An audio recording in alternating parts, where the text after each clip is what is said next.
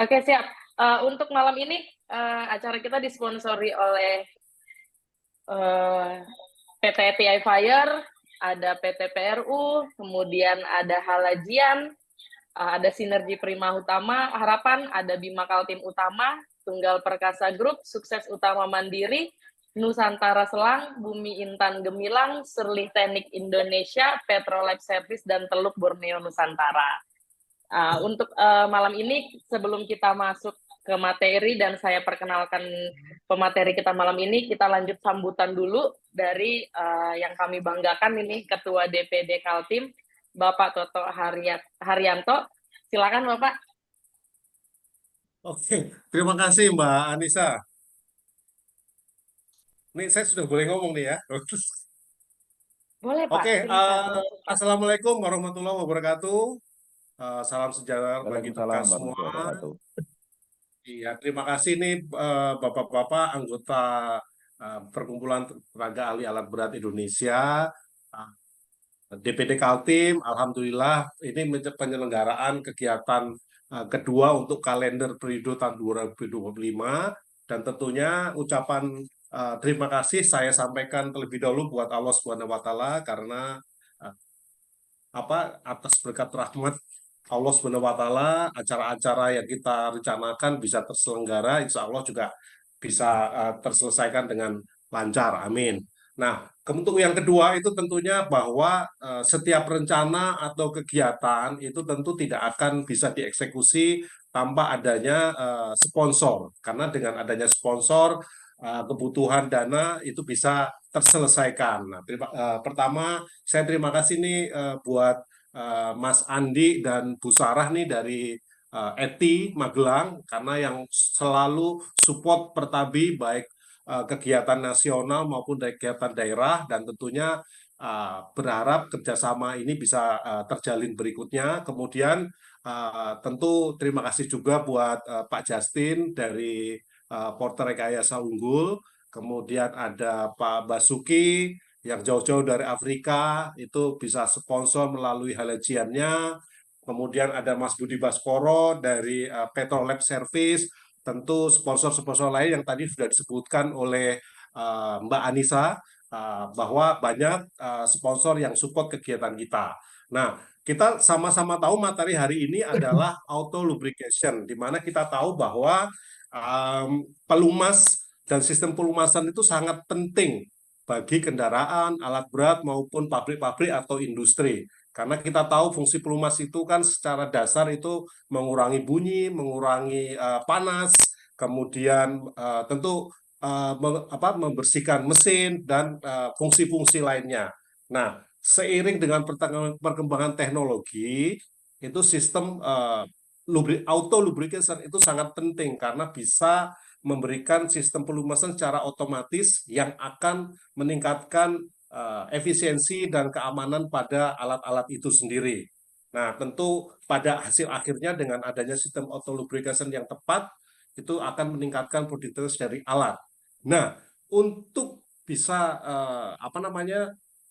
membicarakan lebih detail, makanya kita panggil nih, kita tampilkan Pak Andi ini yang sudah pengalaman sekali, legendnya di auto lubrication. Jadi saya terima kasih nih Pak Andi yang mobile sekali. Saya minggu kemarin kita ketemu di Jakarta, kemudian tahu-tahu udah hilang. Nah, tahu-tahu hari ini ada di Jakarta lagi, dan masih tadi pagi saya tahu baru mendarat, kemudian segala macam. Itu saya sangat mengapresiasi sekali Mas Andi ini support offline dan online, dan dana ibaratnya secara langsung kan seperti itu.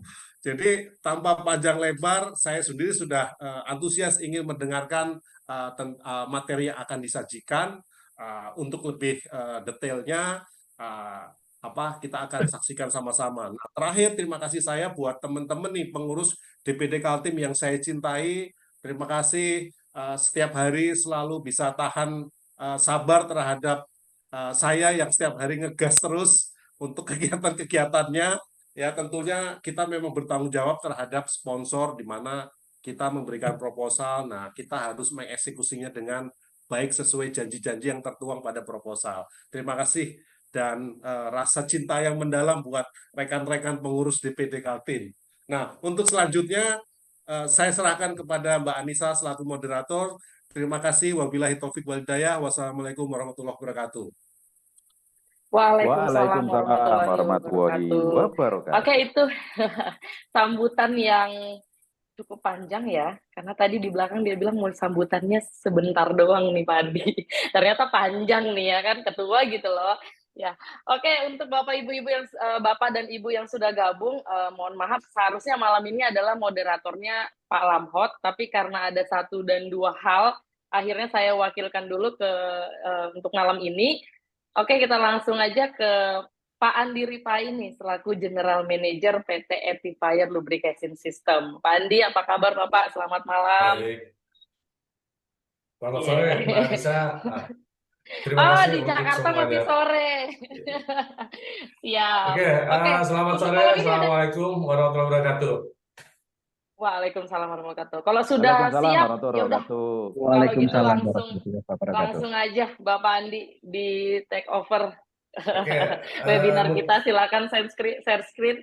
saya langsung share screen aja nih karena kebetulan tadi Mbak Anissa juga bilang nih ada janji mau ngedate ya kan. Wah, saya bilang nggak boleh ini nih, nggak boleh Iya. lama-lama nih.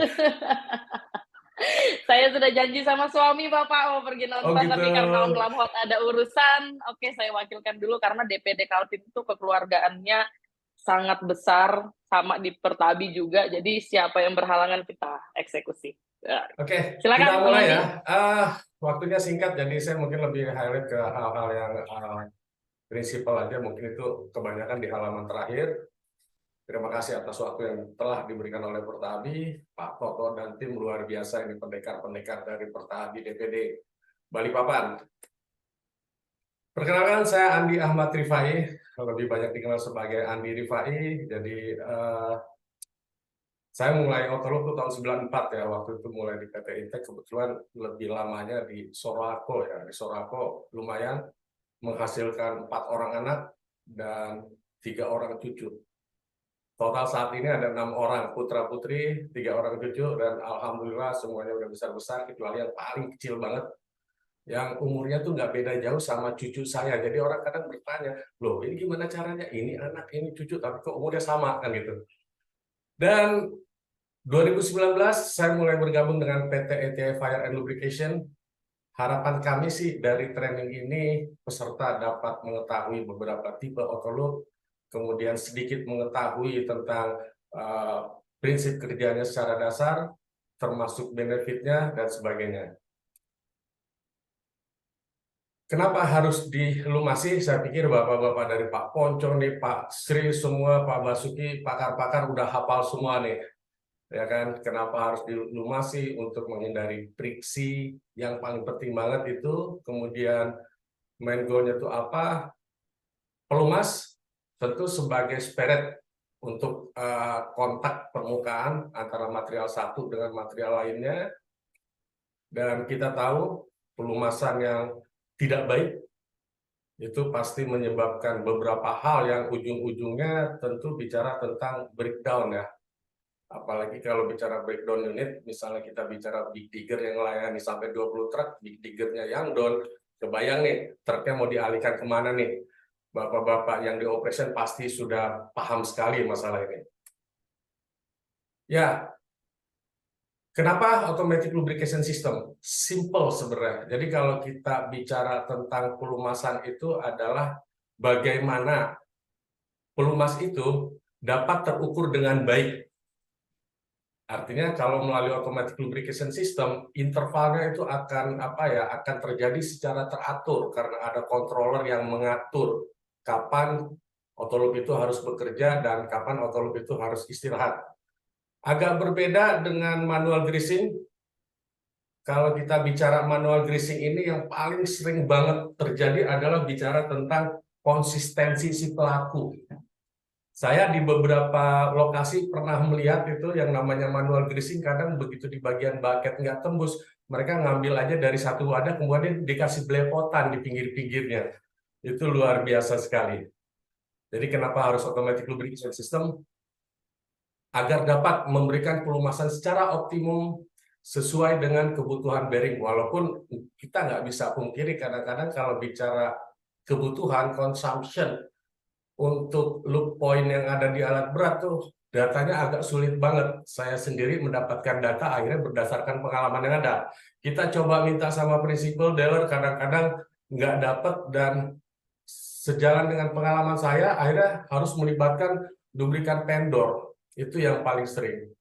Mohon maaf, bahkan mungkin kadang-kadang saya temukan di beberapa manual book ada instruction manual, kemudian ada loop chart bahwa grease-nya harus sekian ratus hour. Faktanya di lapangan kadang-kadang itu nggak mencukupi. Itulah kenapa kita butuh banget yang namanya auto loop. Macam-macam auto loop, semuanya berdasarkan power driven-nya ya. Ada yang manual greasing, kemudian ada pneumatic atau air operated, di mana pompa yang kita gunakan juga pompa pneumatik. Hanya saja di alat berat nih udah mulai berkurang nih. Terakhir berdasarkan data yang kami punya untuk di alat berat ini, itu tahun ini hanya tersisa power driven untuk pneumatik itu di Caterpillar, unit truck ya.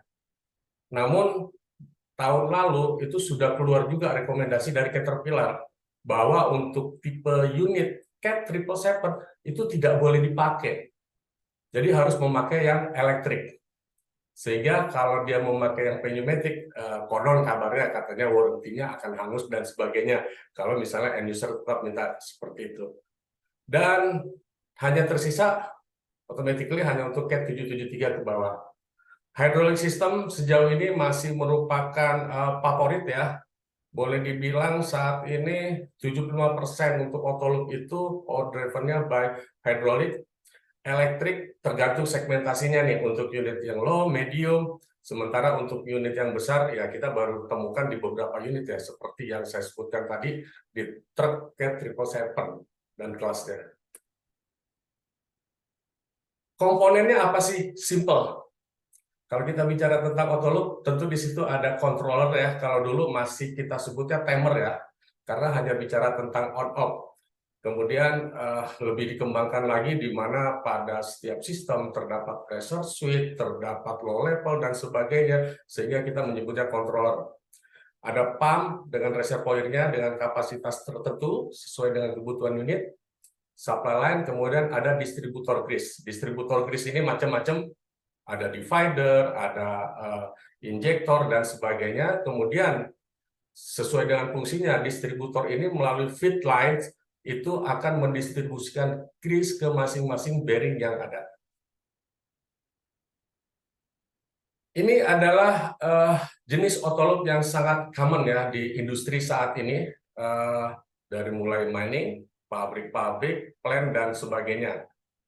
Ada single line paralel, kemudian progresif, dual line paralel, multi line.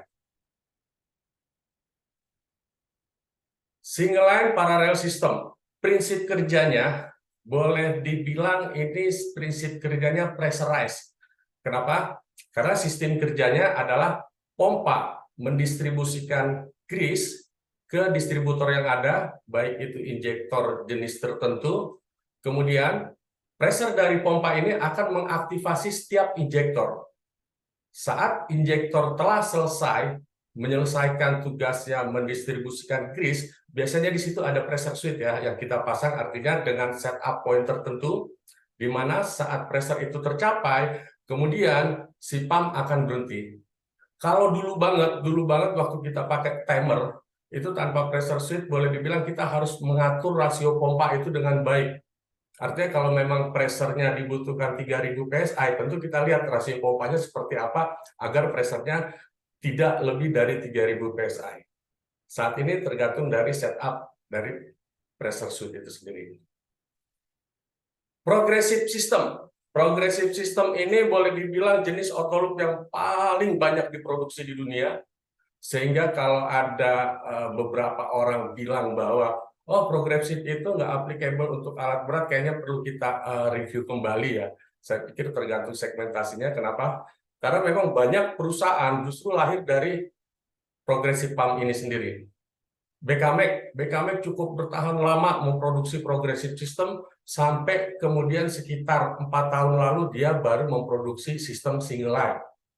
Begitu juga kalau kita pernah dengar yang namanya Poggle, itu sampai sekarang, sampai dia diakuisisi sama Lincoln, itu tetap menggunakan, sorry, bukan Lincoln, SKF ya, itu masih tetap eksis dengan pabriknya. Artinya pabriknya hanya memproduksi yang namanya progressive system. Cara kerjanya, pompa mendistribusikan grease ke semua divider yang ada, kemudian divider akan mendistribusikan grease ke masing-masing load point. Prinsip kerjanya agak berbeda. Kalau progressive ini lebih banyak timer based. Artinya begitu grease terasa mencukupi, maka kita lakukan setup point terhadap berapa lama pompa itu bekerja. Multiline. Nah, ini multiline lumayan langka. Ini kebanyakan di industri-industri seperti di pelabuhan dan sebagainya. Agak menarik kalau multiline ini berbeda sama dua sistem yang tadi saya sebutkan, di mana pompa mempunyai beberapa output ya. Kalau progresif 3 output maksimal, single line sesuai namanya hanya 1 output, itu wajib menuju ke distributor grease, baik injektor atau divider. Multiline ini sesuai dengan namanya, output yang ada itu pertama bisa direct langsung ke loop point yang ada. Kemudian output yang lainnya itu bisa distribusi ke divider atau distributor jenis lainnya.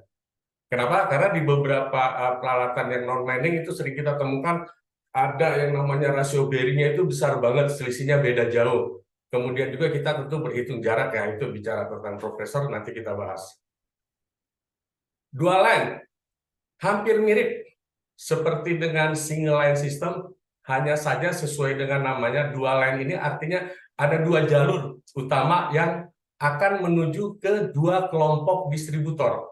Biasanya kalau kita bicara di pabrik, di plant ada misalnya konveyornya di kiri kanan, ya kan? Sementara pelumasannya ini tidak memerlukan pelumasan dalam waktu bersamaan, sehingga kita tempatkan pada outputnya itu yang namanya change over valve.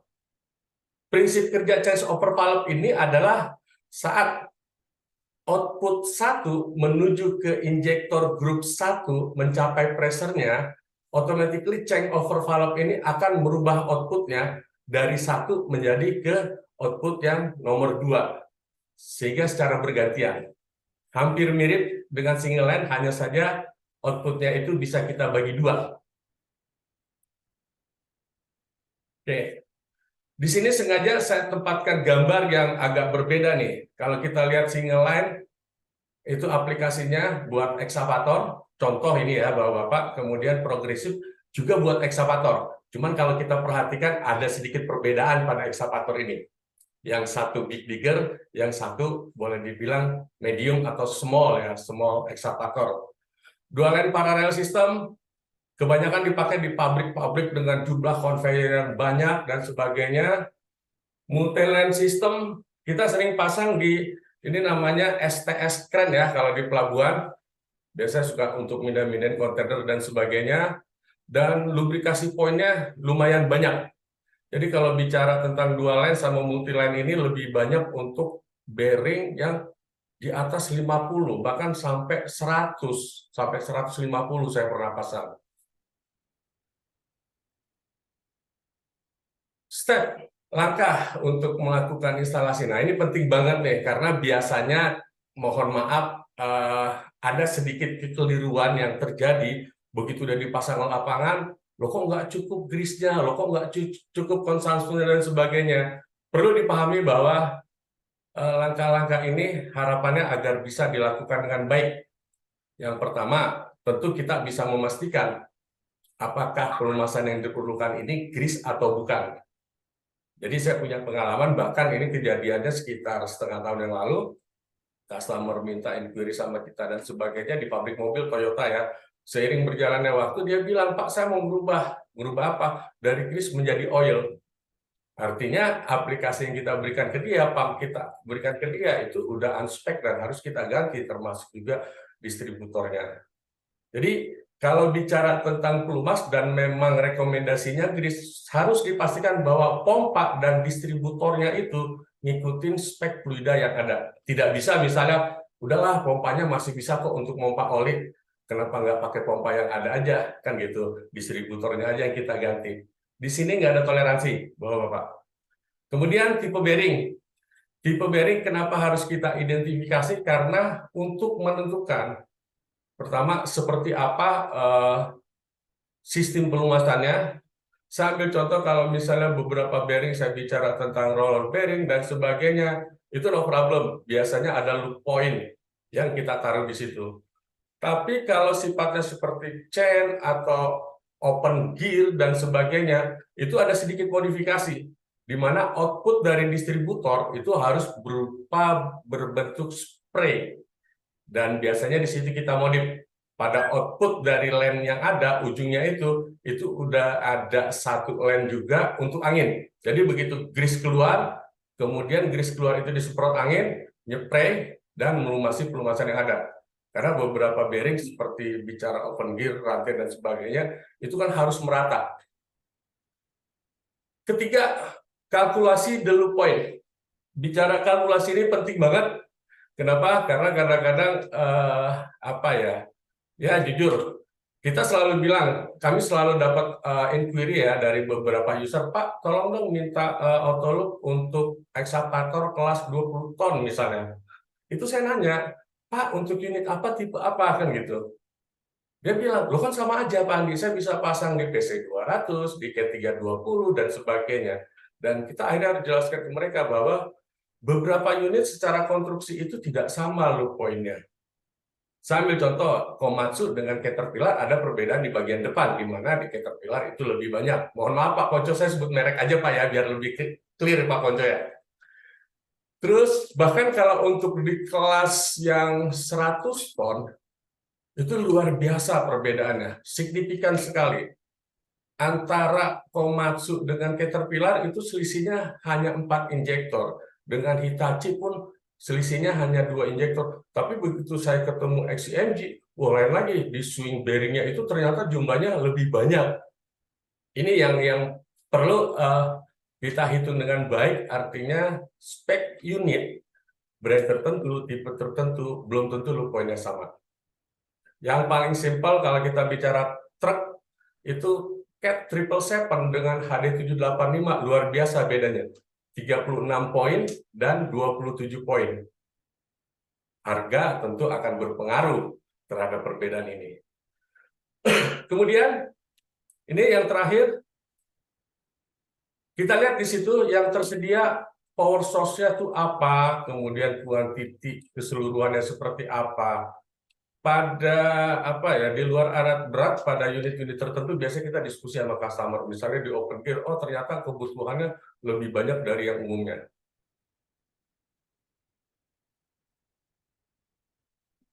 Di sini kita mencoba melihat seperti apa sih aplikasinya. Jadi kalau kita lihat di sini ada 2 wheel loader yang sama lah, plus minus kapasitasnya. Kemudian terlihat di sebelah kanan itu memakai single line parallel system, yang sebelah kiri itu memakai progressive system. Mana yang lebih tepat, user tentu lebih tahu. Tapi kalau secara hitungan dasar, prinsip dasar, dan kita hitung secara komersil, sebenarnya dengan memakai progressive system juga cukup. Terus kenapa harus ada yang single line sampai 25 kilo misalnya? Kita harus berhitung agar unit itu sebenarnya enak ya, idealnya itu cukup PM to PM. Tapi ada beberapa kondisi yang spesial, misalnya gini, dan ini baru-baru terjadi kebetulan sesuai dengan gambar yang di atas. Jadi salah satu customer kami itu ngotot pakai hydraulic system, bukan elektrik. Sementara dari dealer, ya kami berada di tengah-tengah antara end user sama dealer ya. Dealer bertanya, apakah nggak cukup pakai progresif? Saya bilang cukup Bapak. Hanya saja kenapa end user meminta memakai hydraulic system, single line parallel system menggunakan injektor, kebetulan wheel loader ini ternyata nggak seperti ekskavator di tambang ini Pak. Operasinya itu mostly itu 21 per days, artinya 21 jam sampai 22 jam per hari, di lokasi yang lumayan gelap karena penuh debu dan sebagainya, sehingga dikhawatirkan saat terjadi pin blok 1, operator tidak bisa memonitor dengan baik dan sebagainya, tahu-tahu ngejam, kemudian keluar, dan sebagainya. Kenapa dia pakai single line parallel system? Memang ada salah satu keuntungan. Di single line parallel system ini, apabila salah satu distributor bermasalah ngeblok, itu tidak mengganggu distributor yang lainnya. Karena prinsip kerjanya adalah based on pressure. Selama pressure itu tercapai, nggak ada masalah. Jadi, kadang-kadang pemilihan ini penting banget, dan kami selalu melakukan komunikasi dengan user. Tentu kalau kita bicara ekskavator juga agak berbeda ya, ekskavator yang bekerja di daerah berlumpur dan sebagainya, kemudian di daerah yang berpasir, seperti di Merapi kemarin ya, itu kelihatan banget kalau misalnya terjadi masalah pada satu sistem, mereka akan mudah identifikasi secara visual. Saat unit operasi, operator juga bisa lihat.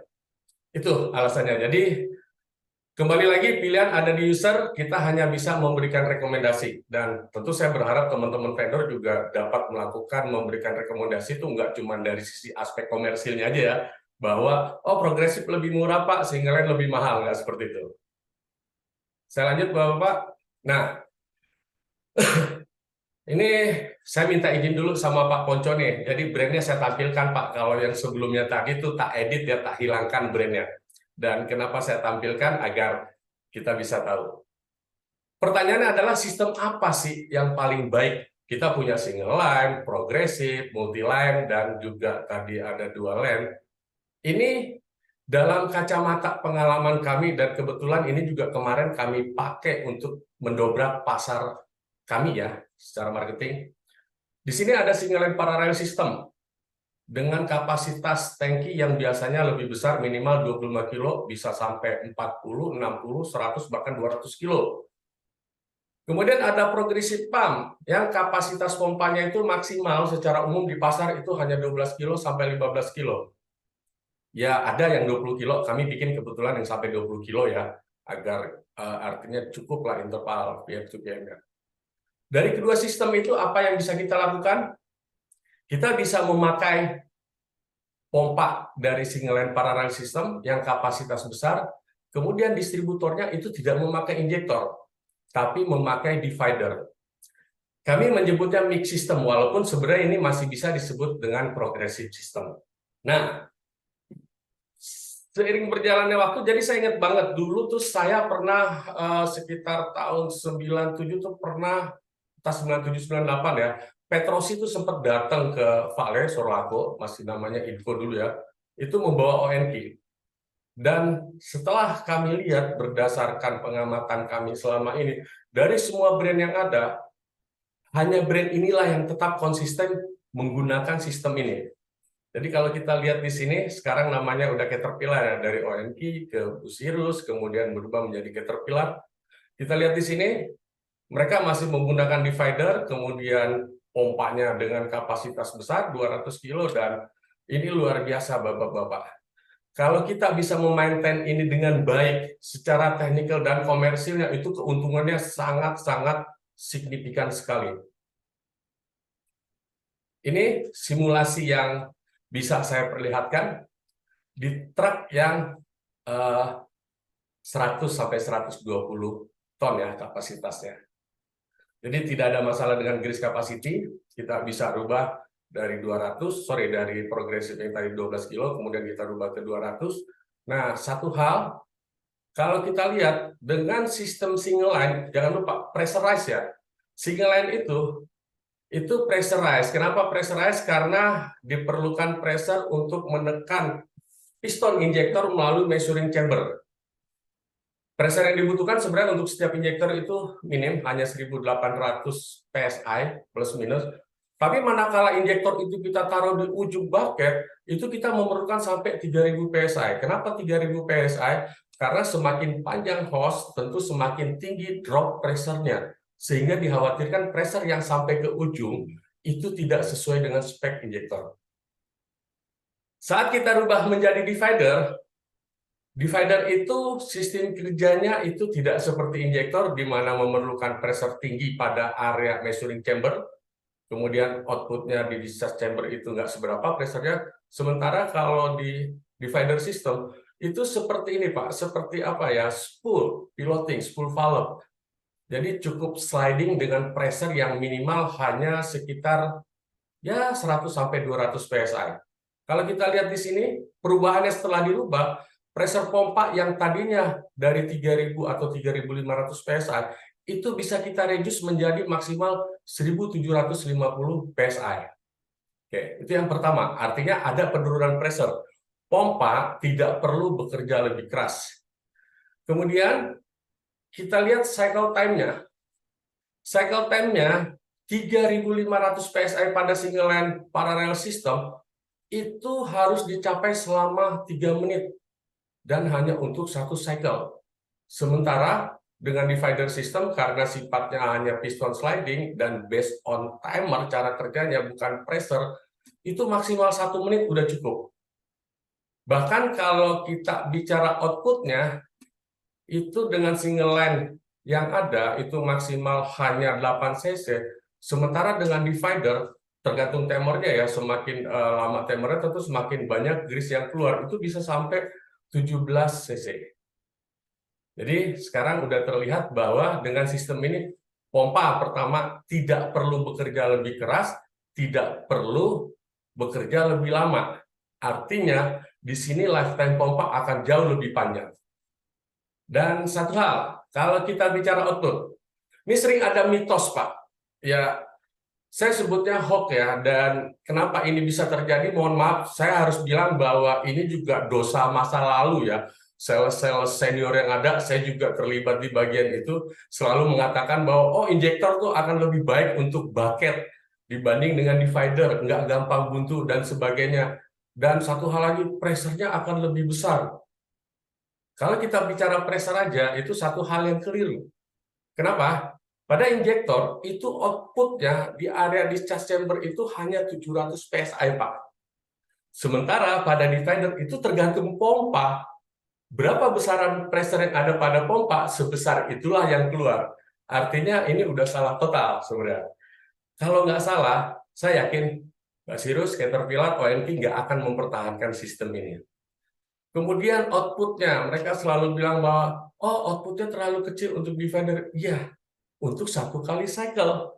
Tapi jangan lupa, 3 menit pada single line parallel system itu untuk satu cycle, sementara 1 menit pada progressive system atau mix system ini, itu bisa sampai 50 cycle. Dan outputnya akan lebih banyak. Kalau pada single line begitu Bapak melihat bahwa kebutuhan grease pada pinnya kurang, Bapak harus nambah injektor, kan gitu. Pada progresif atau mix system ini cukup menambah durasi timer yang ada. Itu secara teknikal, gapnya lumayan di sini Pak. Reduce dari mulai 50%, 75%, increase-nya sampai 5.000% untuk output. Kemudian juga distributor output-nya juga lebih tinggi pressure-nya. Secara komersil. Jadi kalau secara komersil mungkin kita lihat di belakangnya aja Pak di situ, instalasi kit untuk pemasangan awal itu kita bisa saving cost 27%. Lumayan Pak, kalau HD-nya Bapak 50 unit udah berapa duit ini kan gitu. Kemudian untuk periodical service part, jangan lupa single line parallel system memakai injektor yang tentu ada lifetime-nya ya. Lifetime-nya itu kalau nggak salah 30.000 cycle itu udah harus diganti. Sementara kalau divider itu based on kondisi. Selama grease yang masih bersih, lifetime-nya itu akan lebih panjang. Kemudian bicara non-service part ini apa? Misalnya untuk kondisi tertentu perlu penambahan injektor dari mulai SL1 ke SL11 yang outputnya lebih banyak dan sebagainya. Saving cost-nya luar biasa. 27% untuk instalasi baru, kemudian service part periodical recommended ya. Ambil contoh misalnya bahwa injektor itu paling tidak setiap 12.000 hours alias sampai 30.000 dan 40.000 cycle itu harus diganti springnya, seal-sealnya dan sebagainya. Luar biasa. Jadi ini perlu dipikirkan kembali. Jadi apa yang dilakukan ONT itu saya pikir konsisten sampai sekarang itulah yang terbaik. Kalau kita bertanya tentang sistem apa yang paling tepat untuk alat berat. Hanya saja ini didukung oleh banyak faktor ya di lapangan seperti apa handling grease-nya untuk top up dan sebagainya. Ini saya lihat sedikit. Jadi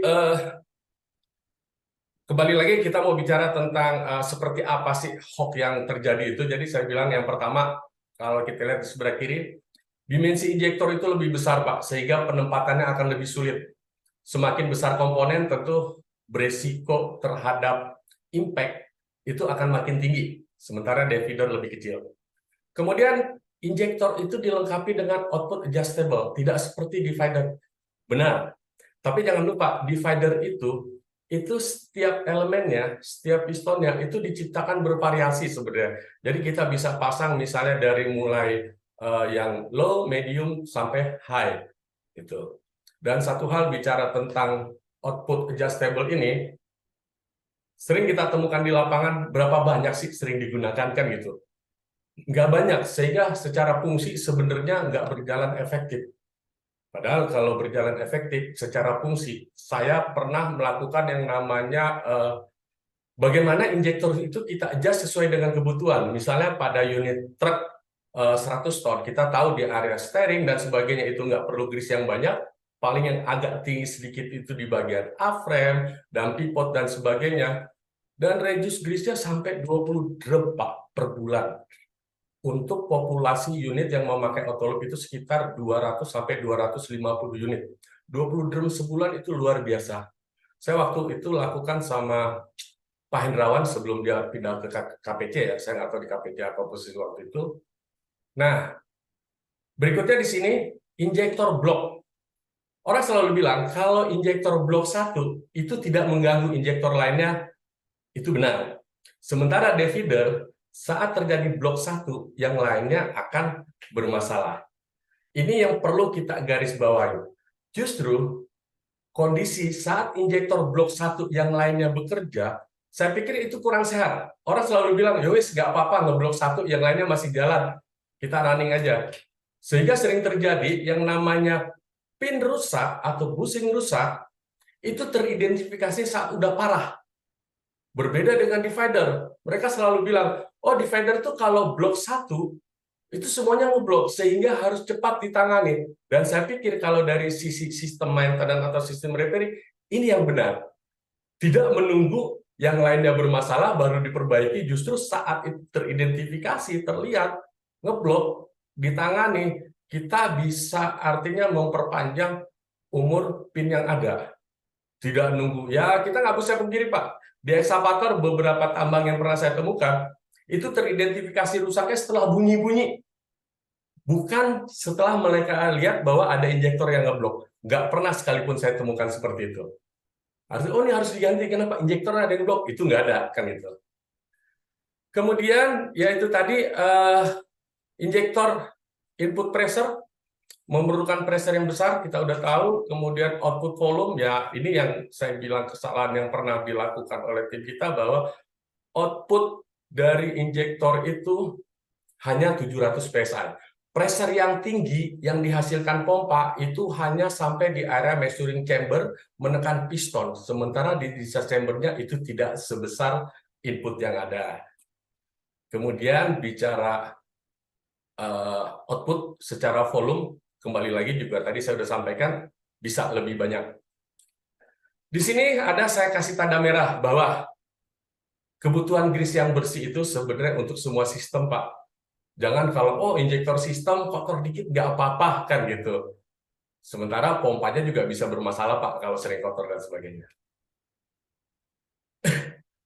Itu tadi sekilas tentang sedikit mindset yang mungkin perlu kita rubah, dan saya pikir ini yang penutup yang terakhir nih, ada beberapa improvement yang harus dan mungkin bisa dilakukan oleh teman-teman ya. Ini yang sebelah kanan ini kebetulan ini truk yang sama nih, Pak Ponco, saya sebut aja mereknya HD785, Pak Ponco ya. Jadi saya kebetulan juga orangnya nggak bisa diem, Pak. Untuk instalasi yang kanan ini kemarin kami lakukan ke salah satu customer ya, di UT juga ya, kami melakukan hal yang berbeda. Sampai orang UT juga bilang, loh kok ini beda ya, nyeleneh dan sebagainya. Terus kemudian injektor engineer juga datang, loh ini kok agak aneh tapi kok lebih asik ya. Jadi gini, di sebelah kiri adalah model instalasi yang boleh dibilang sejak saya bujangan sampai sekarang ini masih bertahan. Sementara sebelah kanan ini baru kita lakukan. Apa yang menarik? Di sebelah kanan ini terlihat memang tidak kompak, injektor tidak berada pada satu tempat. Tapi satu hal, di sini banyak yang kita reduce, misalnya jumlah host. Jumlah host itu akan lebih tereduce, lebih pendek, karena injektor diposisikan dekat dengan loop point. Dan satu hal, kita bicara di lapangan, Pak. Dengan tipe yang sebelah kanan ini, itu penggantian host itu nggak lebih dari 10 menit, Pak. Kenapa? Bapak bisa lihat sendiri betapa dekat semua injektor yang ada dengan loop point yang ada, mudah terjangkau dan sebagainya. Sementara di sebelah kiri, kelihatan compact. Posisinya hanya di 3 area, sementara yang kanan sampai 6 area. Tapi dengan posisi yang lebih ringkas, kemudian ditaruh di satu tempat, akhirnya cukup mengganggu ya. Karena untuk penggantian satu hose grease aja, katakan kalau Bapak lihat gambar sebelah kiri ini hoist cylinder bawah, A-frame, itu lari ke belakang semua, Pak. Tergurung dalam satu spiral.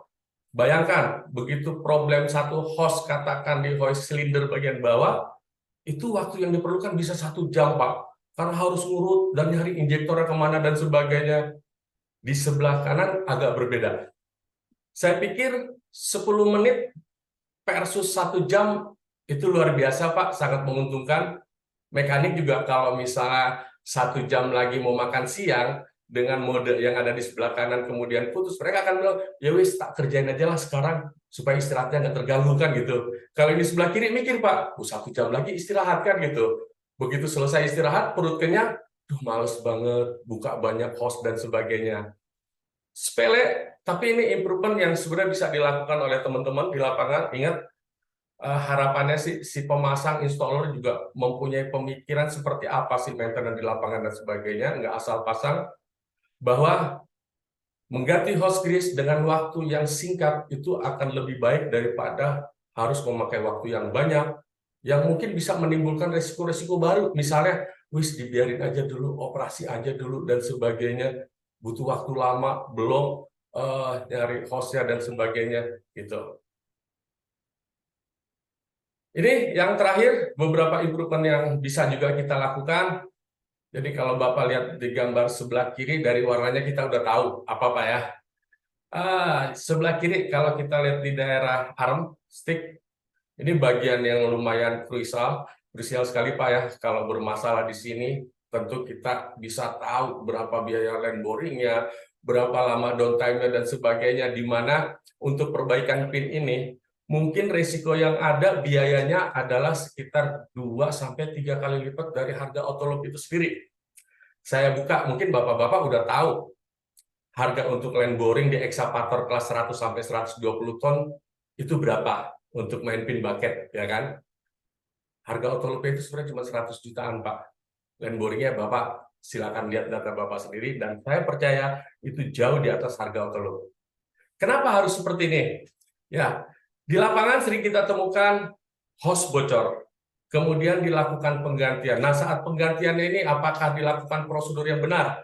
Misalnya bahwa hose grease yang ada, fit line yang ada itu harus terisi grease sebelum unit operasi. Baik dengan cara diinjek terlebih dahulu sebelum diganti, atau saat sudah dipasang dilakukan manual greasing. Ini yang kadang-kadang terabai. Begitu diganti di lapangan, oke, hose grease-nya sudah selesai ganti, kemudian dia ingat, wah ini kok belum diisi grease. Yowis panggil loop truck-nya. Kalau loop truck-nya standby, Pak, kalau loop truck-nya lagi antri di tempat lain, kebayang, Pak, melalui injektor yang output-nya itu hanya 1,25 cc per cycle, berapa lama kita butuhkan untuk ngisi hose yang katakan panjangnya 2 meter, Pak? Jadi kalau kita bicara misalnya di excavator ini 10 menit sekali pompa bekerja, kemudian bekerjanya butuh waktu 3 menit, itu totalnya 13 menit ya. Selama 13 menit, itu hose yang ada itu hanya terisi 1,25 cc, Pak. Panjang waktu yang dibutuhkan untuk mengisi land yang ada. Dan ya, saya pikir ini mungkin bisa kita lakukan di tempat lain. Saya melakukan ke brand tertentu, ini yang di sebelah kiri. Waktu itu memang kami kerjasama dengan engineer-nya langsung dari Jepang, bagaimana cara mengakomodir area ini agar tidak selalu terjadi kerusakan, dan per 2021 kemarin akhirnya dari Jepangnya tuh udah datang lengkap Pak paketnya. Nggak masalah buat kami, artinya diskusi menghasilkan improvement dan kemudian diimprove lebih baik lagi oleh prinsipal manufaktur, itu akan jauh lebih baik. Sebelah kanan itu tadi kita bicara tentang bagaimana menghitung grease agar cukup consumption-nya. Nah, mungkin saran saya buat bapak-bapak pengguna unit, perlu direview lagi Pak. Seperti apa sih grease consumption yang ada kan gitu. Syukur-syukur Bapak bisa dapat informasi dari pabrik ya. Paling tidak kalau tidak dapat informasi dari pabriknya, mungkin tim-tim technical, mekanik yang ada di bawah punya pengalaman yang luar biasa. Saya ambil contoh begini, pada truk CAT ya, 777 ya, itu area yang memerlukan 1,25 cc itu hanya di area silinder dam sama dam pivot. Selebihnya itu hanya butuh 25%-nya, Pak. Dan kalau kita bisa mengoptimalkan seperti itu akan luar biasa reduce cost yang bisa kita lakukan. Silakan dicek di yard, baik itu di yard ya, saya sebut aja di yard Komatsu, yard Caterpillar dan sebagainya. Saya nggak pernah menemukan itu tadi injektor diberi kelebihan dengan output adjustment, tapi tidak pernah dilakukan. Yang ada pukul rata, kasih pol. Karena istri di lapangan maunya selalu basah. Dan faktanya nggak seperti itu. Itu aja. Itu sekian dari saya. Saya pikir nggak ada lagi. Terakhir ya, kami dari ATI di Magelang, monggo silakan bila mana ingin merefresh knowledge tim Bapak, anggota Bapak, silakan kirim. Jadi untuk ATI School ini, itu kami sediakan gratis Pak. Hanya saja mungkin schedule-nya perlu diberitahu kami jauh-jauh hari ya. Kami melakukan training terhadap beberapa mitra kami, ya kan, termasuk end user kami dan sebagainya. Kami punya kelas yang lengkap di sana, dari mulai simulator fire, bagaimana teman-teman melakukan install fire, sampai melakukan aktivasi saat api terjadi kebakaran. Training kami melakukan juga beberapa training on-site, bahkan kami juga melakukan training ke beberapa negara ya, di Afrika, kemudian juga di Asia Tenggara kebanyakan. Di Afrika saat ini kami punya 2 dealer ya, mungkin Pak Basuki nanti kita perlu japrian siapa aja, ya kan, dan pasarnya cukup lumayan bagus. Sementara di Australia juga lumayan bagus. Kami belajar banyak justru gini, kami punya customer di Australia dan wow, luar biasa. Kami coba bandingkan standar mereka dengan standar, katakan pernah ada customer kami dari Chili datang, kemudian dari Afrika, standar di Australia luar biasa ketat banget, dan kami belajar banyak. Mereka datang melakukan inspeksi sampai ini pengawasannya udah benar, tapi sudutnya kok seperti ini ya, gitu. Chambernya kurang, itu sampai segitu detailnya Bapak. Dan itu yang membuat kami akhirnya terbangun untuk bisa lebih baik lagi dan sebagainya. Termasuk juga bahwa controller kami itu dilengkapi dengan cycle counter. Apa itu cycle counter? Jadi kalau di unit itu ada hour meter, ada SMU-nya, sebenarnya untuk autolock nggak boleh loh ngikutin SMU unit. Kan itu. Artinya, ya saya punya pengalaman jadi vendor, Pak ini setiap 6.000, 12.000 hours harus diganti loh repair kit injektornya. Tapi faktanya, apakah injektor itu benar-benar bekerja selama 12.000 hours selama 2 tahun? Saya nggak yakin. Jadi kita punya cycle counter sendiri yang akan menghitung cycle dari sistem itu sendiri. Dan itu cukup fair, saya kira. Cukup sekian dari saya nih. Saya takut Mbak Anissa nanti terhalang nih ngedate-nya malam ini. Silakan dilanjut. Oke, terima kasih banyak Om Andi. Luar biasa ya presentasinya malam ini ya. Jadi intinya adalah auto loop itu pasti akan meredus masalah-masalah yang ada di unit ya, Pak Andi ya. Terutama cost. Ini nih PR-nya nih Pak Andi, untuk meyakinkan end user nih kalau harganya itu sebenarnya jauh lebih murah daripada harga land boringnya sendiri gitu kan. Bener, oke. Boleh di stop share screen-nya Om Andi? Kita langsung ke pertanyaan nih. Tapi sebelum ke pertanyaan, boleh nggak saya minta untuk semua peserta malam ini untuk open cam, kemudian bisa pakai background yang sudah kami share di kolom komentar ya, background-nya. Bentar, nanti saya suruh tim untuk kita foto bareng, untuk jadi kenang-kenangan. Siap. Kenangan yang terindah. Kenang-kenangan terindah, betul.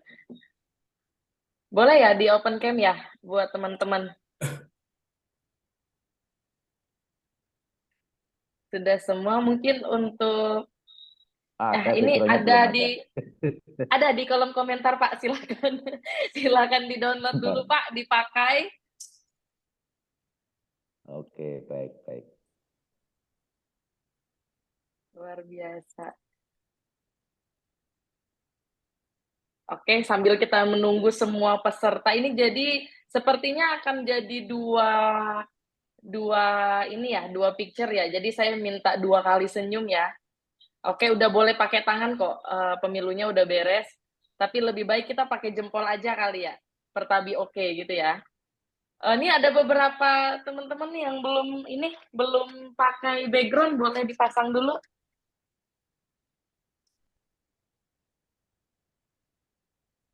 Bentar, tunggu. Download dulu, bentar. Oh, ada Coach Edi, luar biasa Coach. Pak Ponco lagi nyetir. Backgroundnya belum muncul. Pak Ponco. Siap.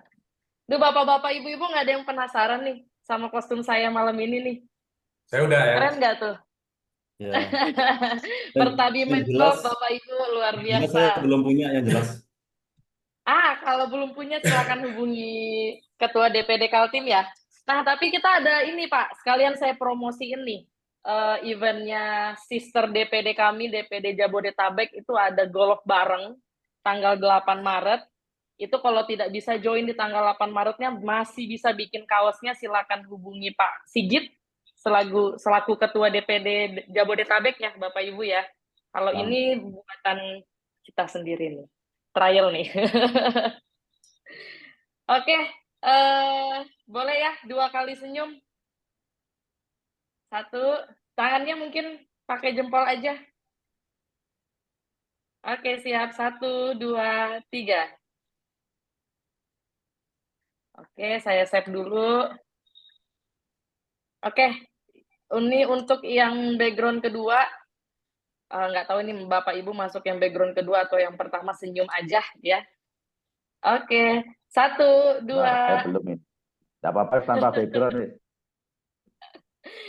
Nggak apa-apa udah Pak, monggo. Yang penting ada wajahnya. Ganteng nih Bapak nih. Oke, 1, 2, 3. Luar biasa loh partisipasinya ini ya. Siap. Oke, kalau gitu kita lanjut ke Q&A. Oke, for your information Bapak Ibu, kita ada 2 hadiah nih malam ini untuk pertanyaan pertama yang nanti kita pilih nih. Akan Pak kita Basuki berikan menarik 2 pertanyaannya ini. Saya luar biasa nih.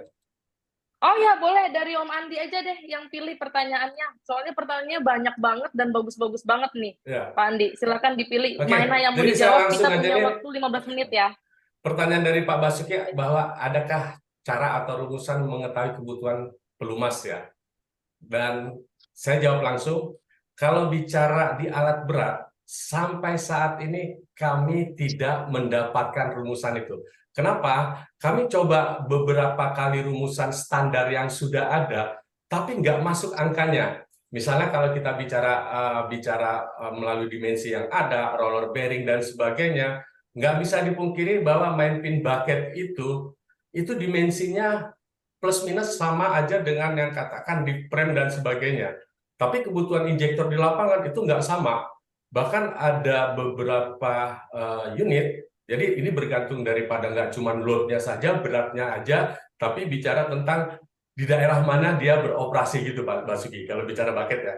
Saya ambil contoh misalnya begini, ekskavator yang sama, beroperasi di coal mining, kemudian satunya lagi di daerah yang berlumpur, satunya lagi kalau di Vale, di Kosorako tuh ada area yang namanya slackdown area ya.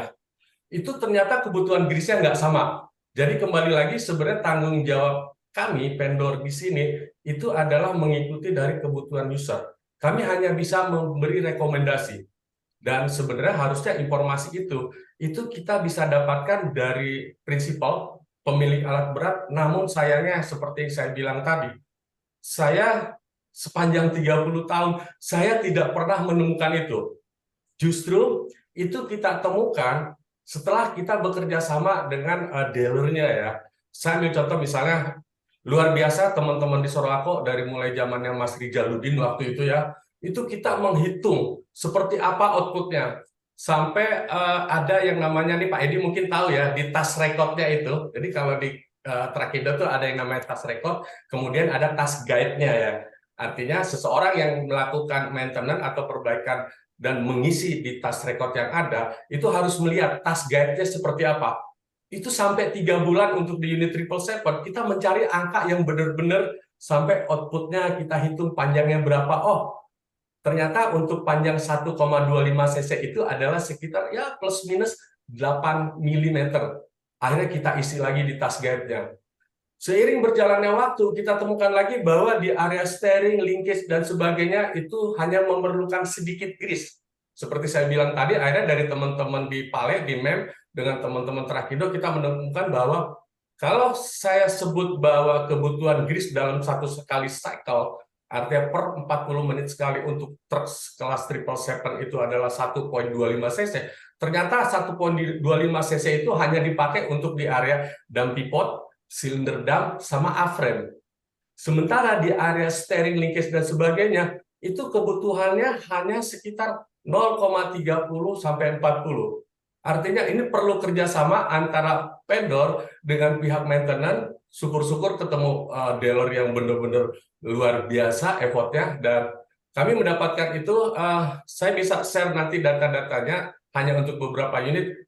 Jadi mohon maaf Pak Basuki, sampai sekarang kami dari vendor nggak bisa mendapatkan. Sebenarnya kami mau bilang, ya dealer dong harusnya. Kami coba cari di buku manual misalnya. Saya nggak sebut merek ya. Untuk unit tertentu saat kami baca di loop chart-nya, saya lihat, oh ini sekitar per 100 hour, 200 hour. Kok fakta di lapangannya itu berbeda?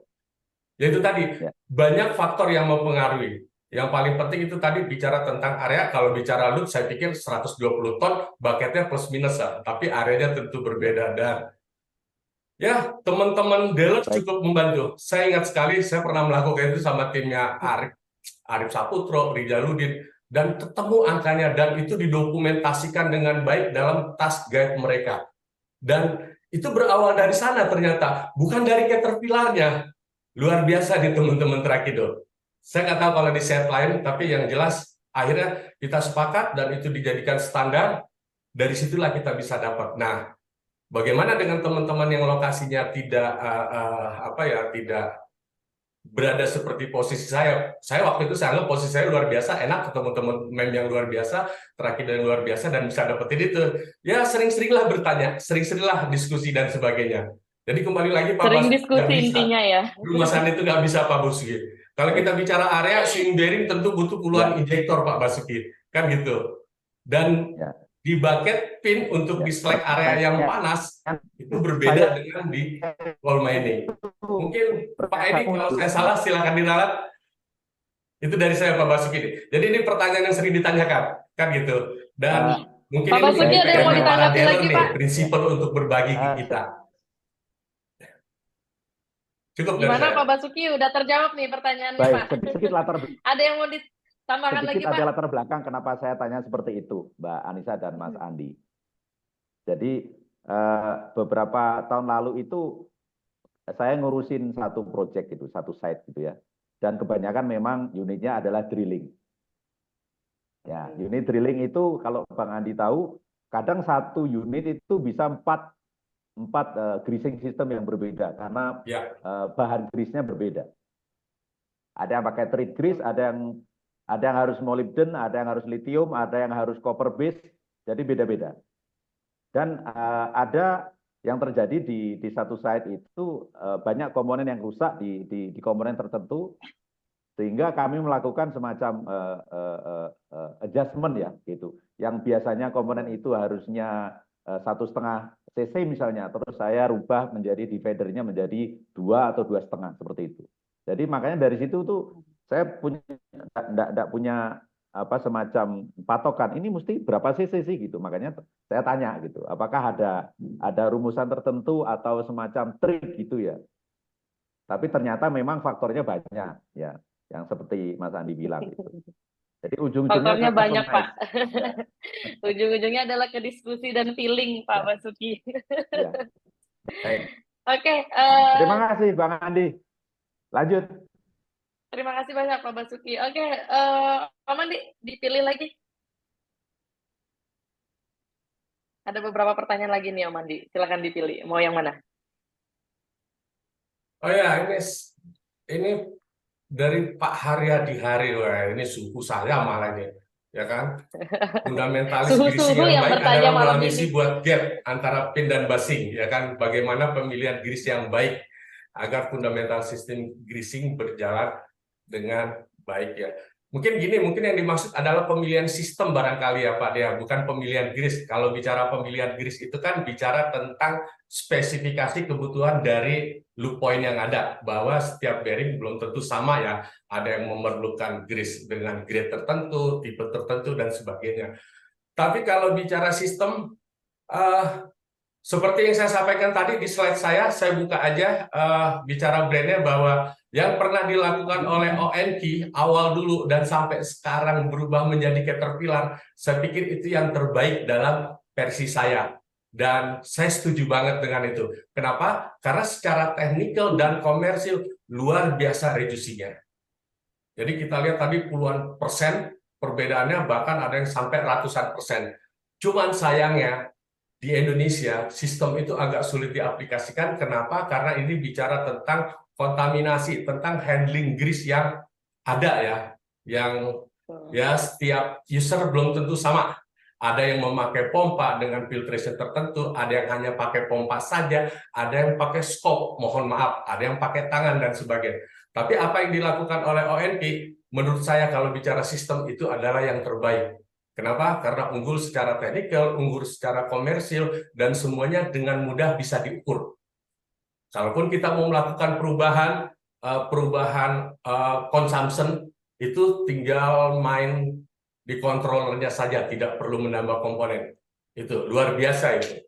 Saya nggak tahu apakah, jadi saya dapat foto itu dari teman, dan saya nggak tahu itu beroperasi di salah satu tambang besar Kalimantan Selatan, apakah dirubah balik kembali menjadi injektor sistem atau single line system. Itu kalau bicara tentang pemilihan sistem dalam versi saya. Boleh nanti materinya kita share di grup Pertadi Ya. Media ya. Mungkin bisa beberapa. Tadi kan angkanya udah ada, udah kelihatan tuh kan. Ya nggak? Pak Haryadi gimana? Pak Haryadi udah dijawab nih sama coach kita malam ini. Bukannya itu pertanyaannya. Suara saya kedengar nggak? Kedengar, Pak De. Merdu loh. Pak Andi, kan gini loh.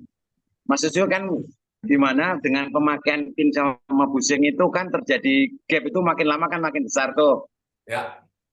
Tuh. Sekarang misalnya dengan gap 0,1 dengan pakai grease yang biasa atau yang standar mungkin masih oke Pak Andi. Tetapi dengan makin lamanya beroperasinya, maka tentu gap akan makin besar kan.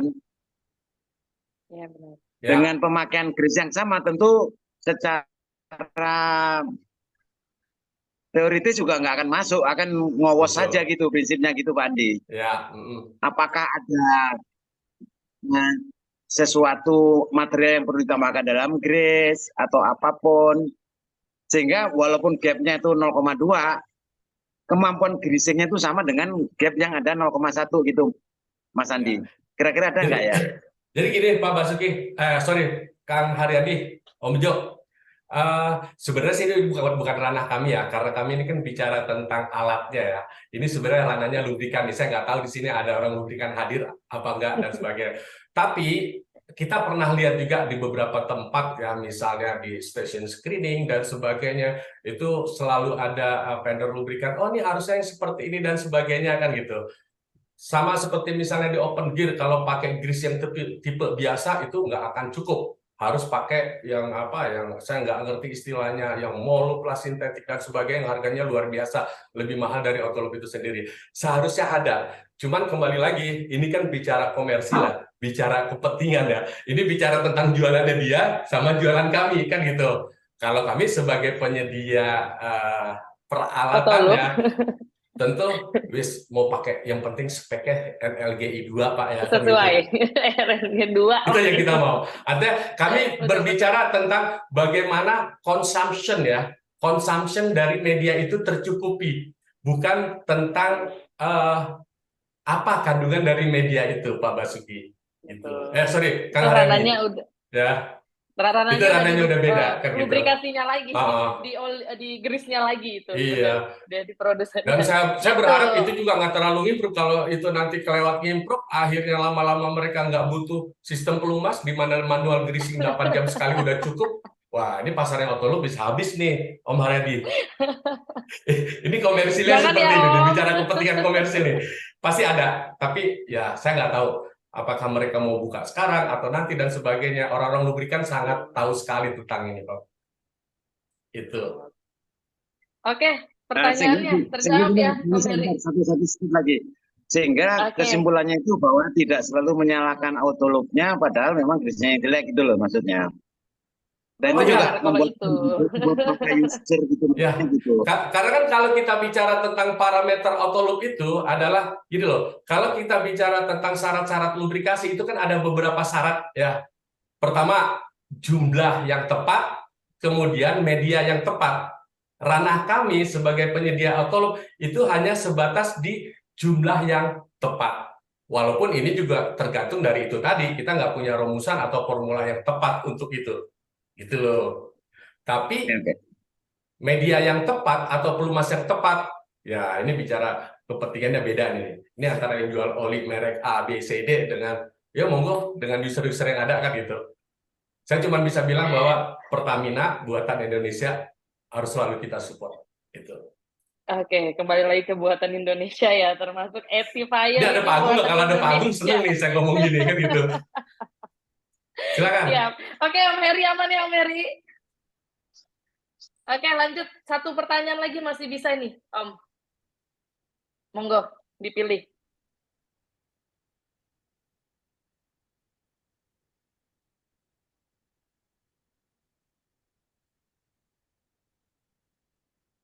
Ada pertanyaan dari Pak Muhammad Romli atau Mas Ardan nih. Tinggal pilih nih. Pak Andi ini dua kayaknya oke nih.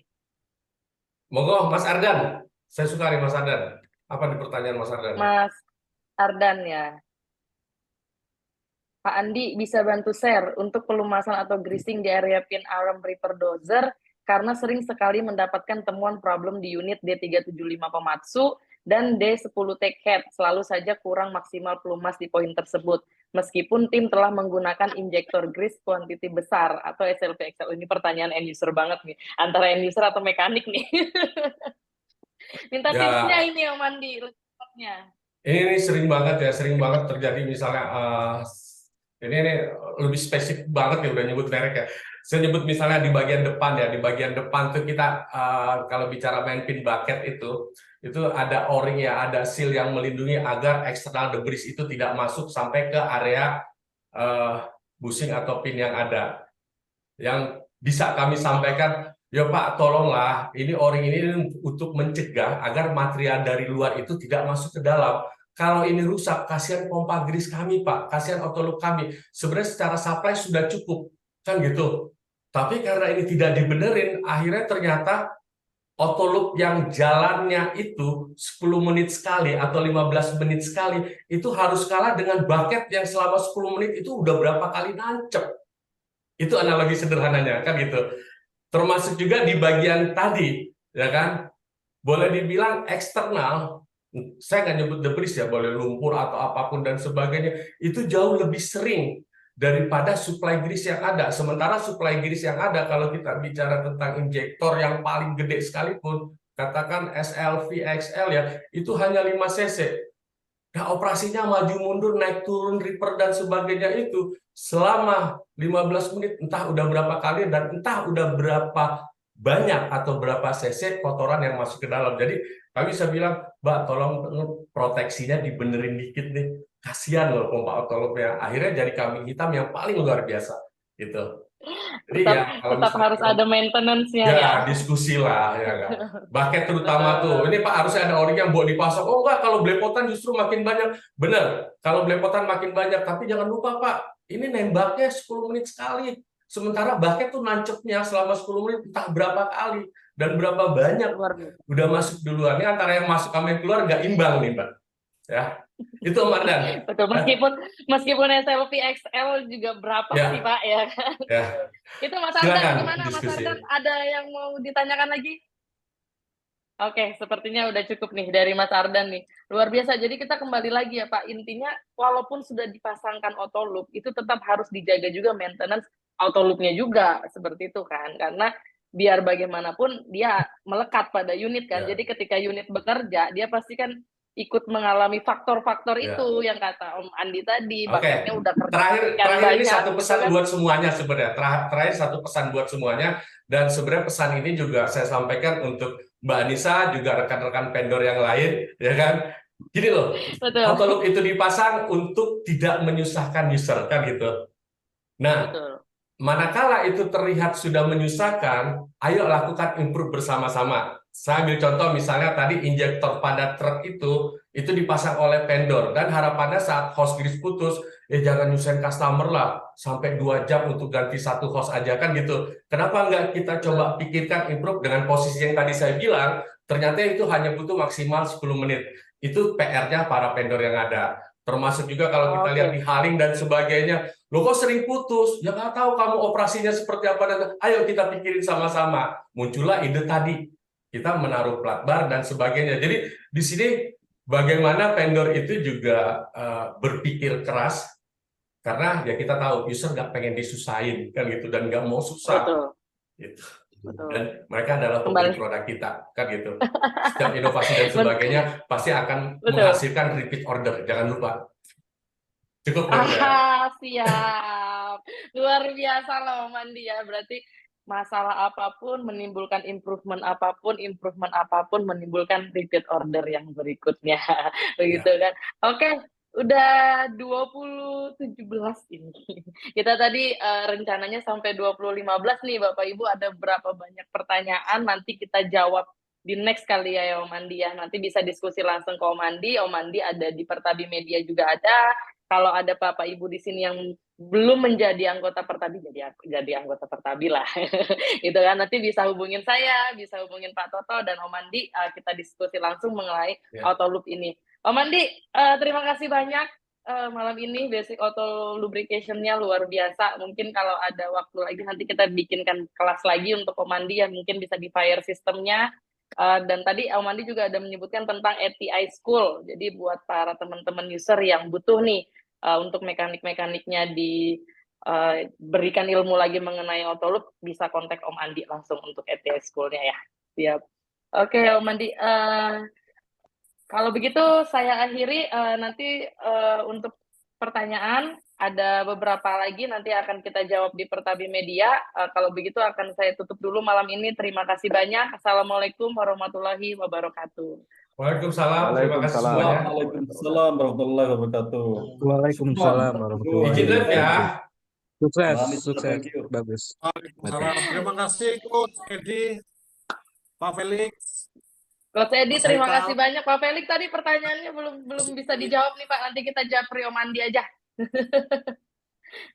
Nanti di ini aja, di materi yang kita kirim ke daftar absen, itu pertanyaan-pertanyaannya kita resume nanti biar Boleh. Pak Mas Andi bisa Boleh. jawab secara tertulis. Ya, saya bersyukur Ini Pak Edi webinar- nggak nanya. Karena kalau Pak Edi nanya agak repot jawabnya. Kenapa? Oh, kalau Saya Pak belajar Edi dari nanya. juniornya Pak Edi semua. Kalau Pak Coach Edi yang- nanya Ada panjang. Ya, junior berarti senior. itu sesinya sesi S2, S3 itu sudah. Iya, iya. Oke, di Ya, coach saya terima sorot kasih nih ya. coach nih biar sekalian. Oke, kita Ya. ada webinar Terima lagi kasih, ya Bapak Ibu Mas sampai bulan Andi. Desember. Semuanya. Ada 12 Siap. webinar dari DPD Kaltim. Pantengin terus di Pertabi Media, nanti akan kita share untuk link dan Oke, thank you Mas layar. Andi, Mas Toto, Pak Paran, dan Oke, kalau gitu kawan-kawan terima ya. Semuanya. Ya, ini ada semuanya. Pak Rohman. Pak Rohman, Oke. Assalamualaikum Pak. Ya, luar biasa, sharingnya bagus dan applicable ya. Oke, thank you. Baik, terima kasih banyak Pak Rohman untuk supportnya. Kalau begitu langsung saya tutup ya Bapak Ibu. Assalamualaikum warahmatullahi wabarakatuh. Waalaikumsalam warahmatullahi wabarakatuh. Waalaikumsalam warahmatullahi Terima kasih wabarakatuh. semuanya, sehat-sehat selalu. Terima kasih Bahagia Mas selalu. Toto dan tim.